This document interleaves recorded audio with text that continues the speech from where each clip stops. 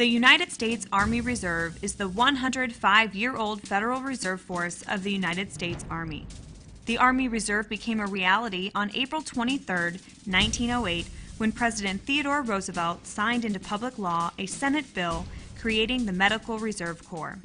The bill authorized the Army to draw medical reserve officers to active duty in the event of an emergency.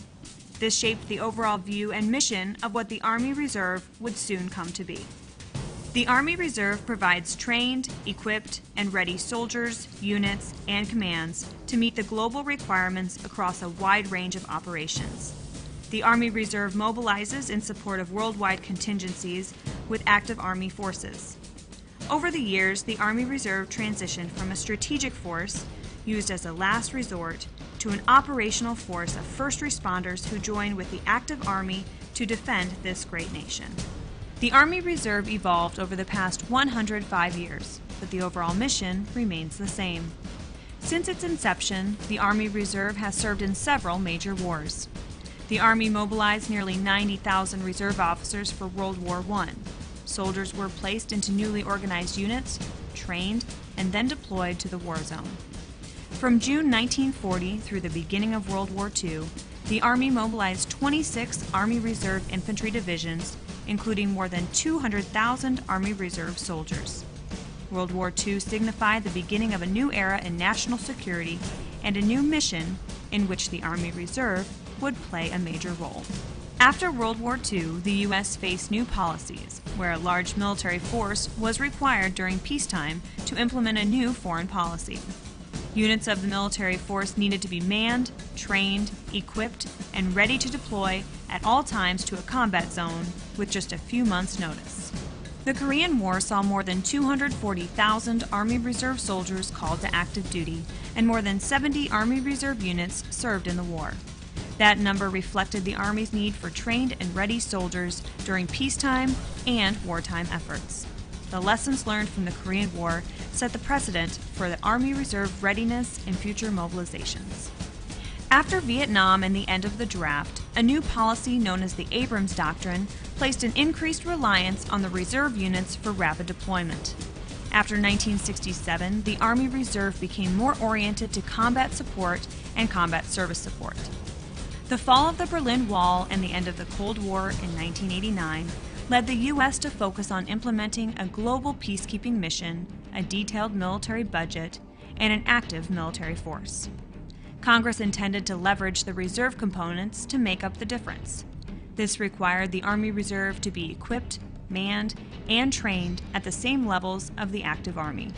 Over the next 20 years, the Army Reserve would serve as the operational reserve. To improve overall combat readiness, Congress created the United States Army Reserve Command, USARC, in October 1990 to provide a more centralized management. In 1990, the invasion of Kuwait led to the largest call-up of reserve personnel since the Korean War. More than 84,000 Army reservists provided combat support and combat service support. On September 11, 2001, terrorists attacked the World Trade Center in New York City and the Pentagon in Washington, D.C. 3 days later, President George W. Bush ordered a partial mobilization of the reserve forces. Since the attacks of 9/11, the Army Reserve mobilized over 210,000 Army Reserve soldiers in support of the global war on terrorism. Since 1908, the Army Reserve's organizational structure developed, adapting to the changing security needs of our nation. The Army Reserve served across a multitude of wars and established one constant: the citizen-soldier ethos, represented by committed soldiers and civilians who are supported by employers and families. As we look to the future of the Army Reserve, it is the Chief of Army Reserve's intent to sustain a high-quality, all-volunteer operational Army Reserve for Army and Joint Force missions both here at home and abroad. For the first time in history, the National Defense Authorization Act of 2012 enables Army Reserve action in response to state governors' requests for aid following natural disasters. A recent example of the Army Reserve's role in relief efforts was in 2012 during Hurricane Sandy. The Army Reserve dramatically transformed from its humble beginnings in 1908 from a pool of medical officers to an organization that provides trained, equipped, ready, and resilient soldiers into the 21st century.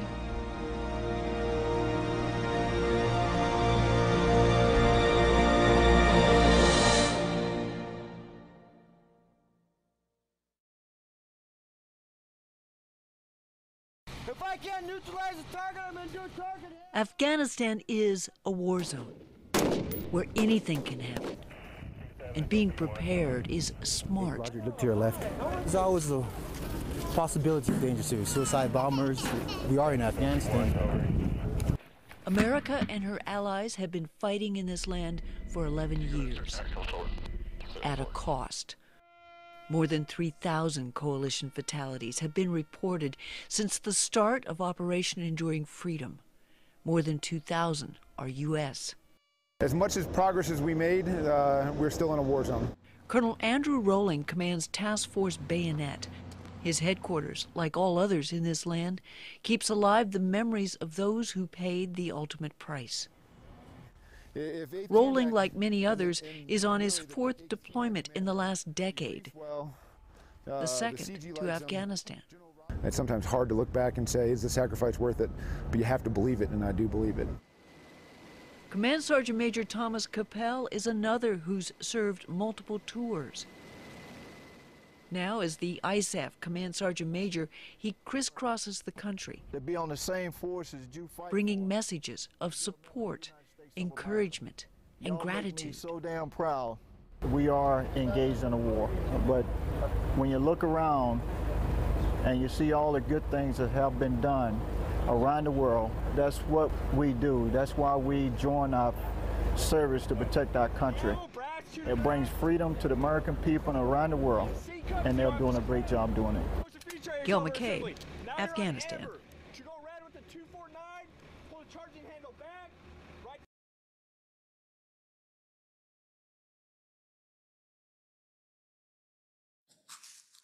Hello, everyone. I hope everyone's doing okay.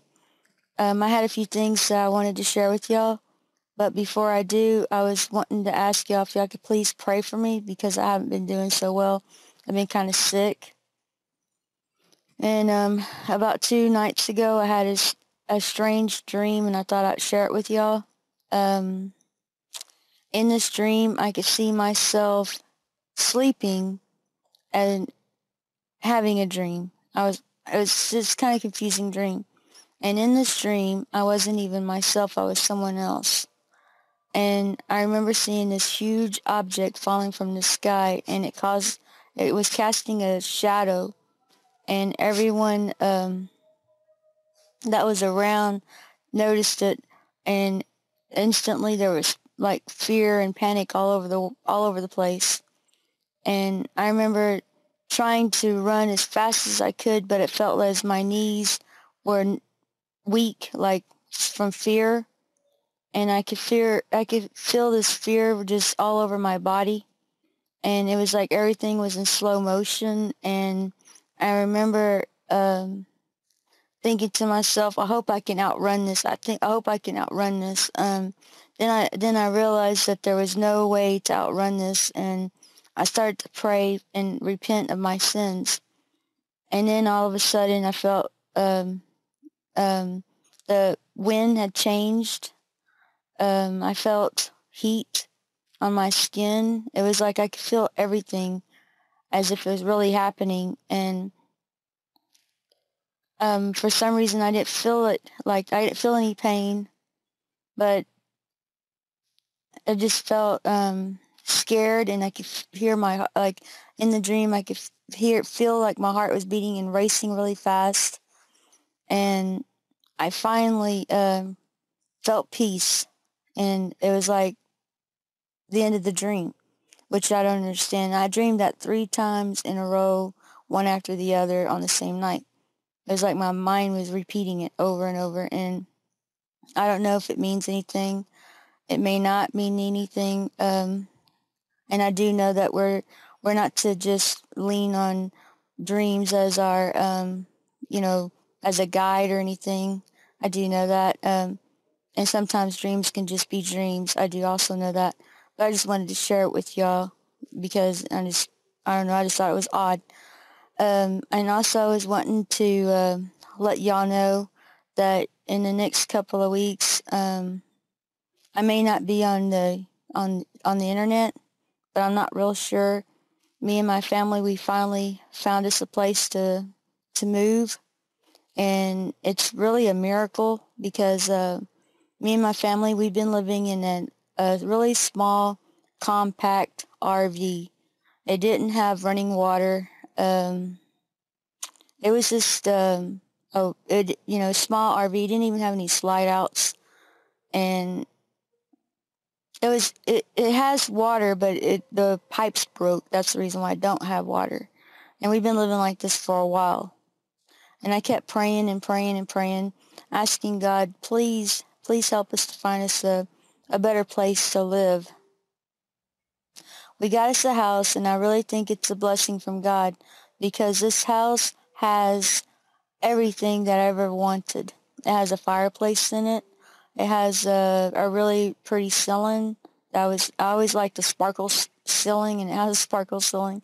And then it also has a park real close by, so I could go walking. It has a duck pond. I love feeding the ducks, and that was one of my biggest things. I always talk about feeding ducks, and it has ducks. I thought that was really awesome. And I mean, a lot of things that I've talked about that about wanting in a house, it has everything that I was wanting.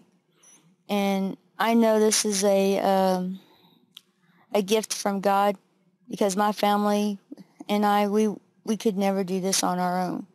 And I really, really appreciate and give God the glory for giving us and helping us get this house, and that we can finally move out of the RV into something that is more suitable for us. And we really would like for y'all to keep us in y'all's prayers. And I love everyone. And thank you for y'all's prayers. Bye-bye.